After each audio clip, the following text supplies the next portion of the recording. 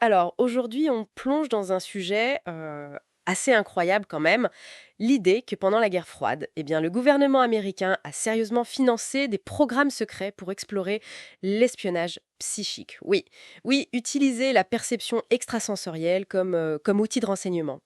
Aujourd'hui, on va explorer spécifiquement le projet Sunstreak. C'était un de ces programmes militaires axés sur ce qu'on appelle la vision à distance.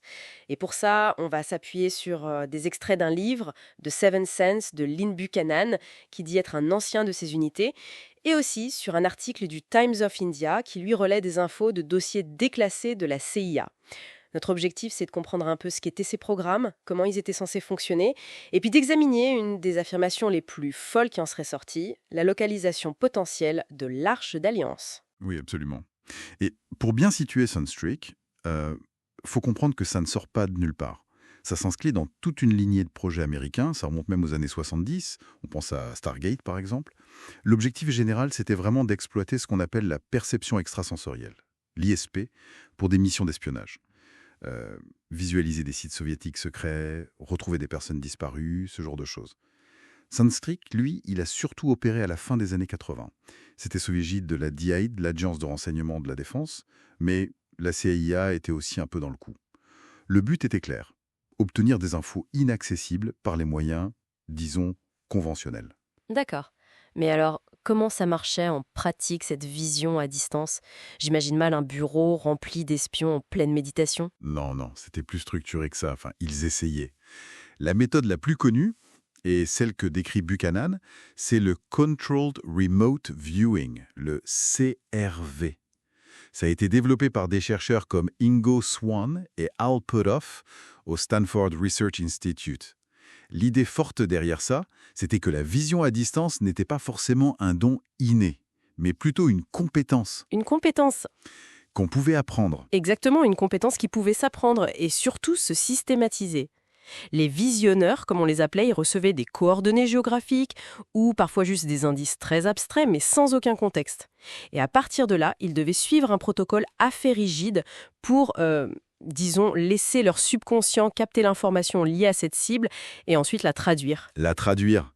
Comment ça? Mais en description verbale, en sensations, en émotions ressenties, et même souvent en croquis.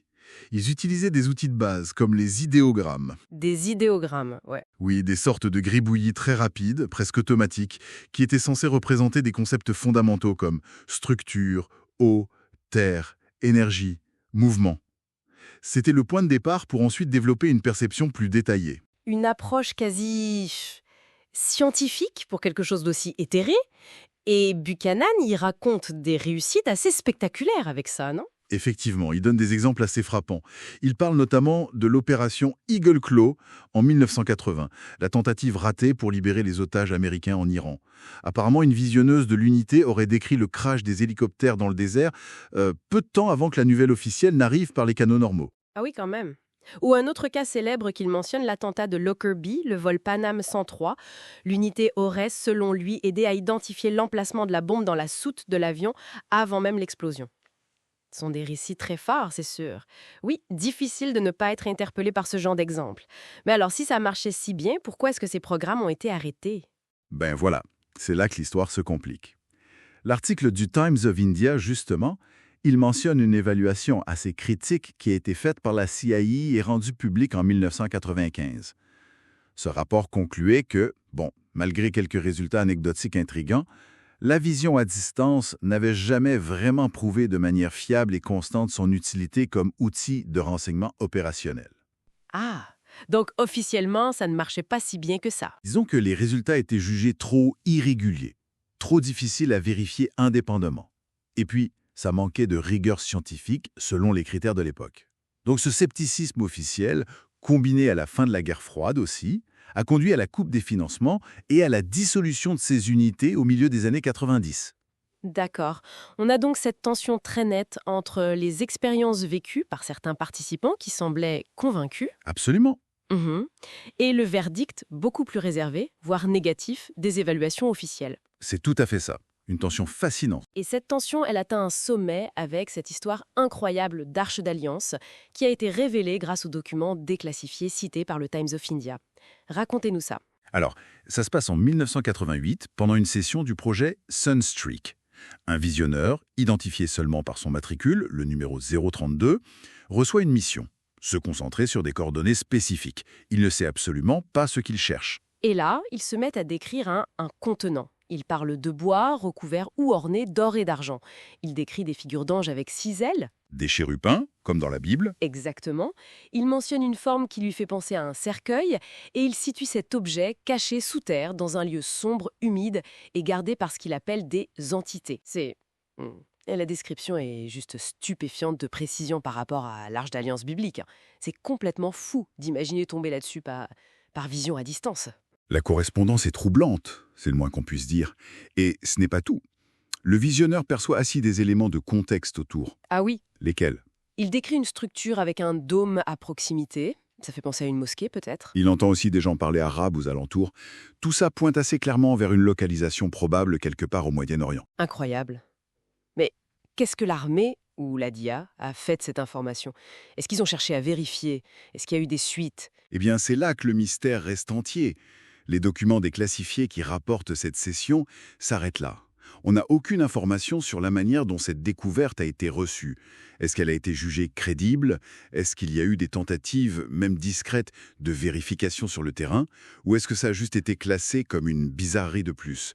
Une coïncidence troublante mais invérifiable? On ne le sait tout simplement pas. Donc, pour résumer notre exploration, on a l'armée américaine qui, pendant des années, a investi sérieusement dans l'idée d'utiliser des capacités psychiques pour l'espionnage. Ils ont développé des méthodes structurées, comme le CRV. On a des récits de succès ponctuels qui sont assez bluffants, rapportés par d'anciens membres. Oui, Mais tout ça s'est heurté à un scepticisme officiel fort, basé sur l'inconstance et le manque de preuves tangibles qui a finalement mené à l'arrêt de ces programmes. c'est ça. Et au milieu de tout ça, comme une sorte de point d'orgue un peu fou, il y a cette découverte potentielle et extraordinaire concernant l'Arche d'Alliance, mais qui reste complètement en suspens, sans conclusion. Exactement. Et ça nous laisse avec une question de fond, je crois. Quelle valeur, quelle crédibilité peut-on ou doit-on accorder à des informations obtenues par des moyens aussi non conventionnels?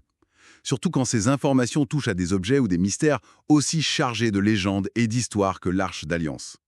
Peut-être que toute cette histoire de Sunstreak et de vision à distance, au-delà de la question de savoir si ces capacités existent réellement ou pas, nous interroge surtout sur nos propres limites.